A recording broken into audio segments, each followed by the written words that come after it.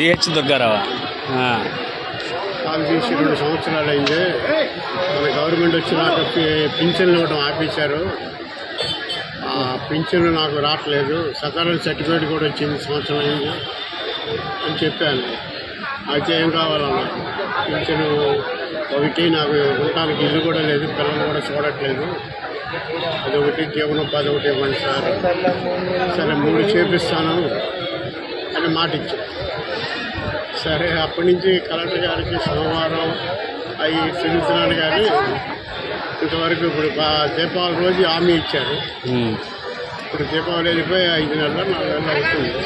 తిరుగుతూనే ఉన్నాను, కానీ అక్కడికి వెళ్ళినా ఏమన్నారు? ఏమని చెప్పారా? ఏమంటారు, మీకు మెసేజ్ ఇస్తాం. ఎవరిని కలవమన్నారు అసలు సీఎం గారు? సీఎం గారు ఆ రోజు వెనక ఆఫీసర్లు అందరూ ఉన్నారు. మరి వారికి చెప్పారేమో అనేసి నేను కూడా మరి వారిని మనం హామీ ఇచ్చారు. అన్ని పెన్షన్, ఇల్లు అన్నీ ఇస్తాన్నారా? ఇల్లు, జీవనోపాధి 3 చూపిస్తాను అన్నారు.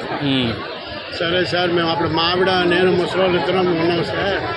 అప్పటి నుంచి ఇప్పటికి దాకా ఎవరు రాలేదు మీ ఇంటికి అధికారులు? అసలు నేను తిరుగుతున్నా. మీరు తిరుగుతున్నా? ప్రజా ఫిర్యాదులకి 4 సార్లు పెట్టా కాగితాలు, అయినా కూడా 4 సార్లు పెట్టారా? అప్పటికే సీఎం గారు ఇలాగ వచ్చారంటే ఇంటర్వ్యూ చేసి అభయం ఇచ్చారని కూడా ఫోటోలు కూడా ఇదే ఫోటో పెట్టా, అయినా కూడా యాక్సెప్ట్ చేయట్లేదు.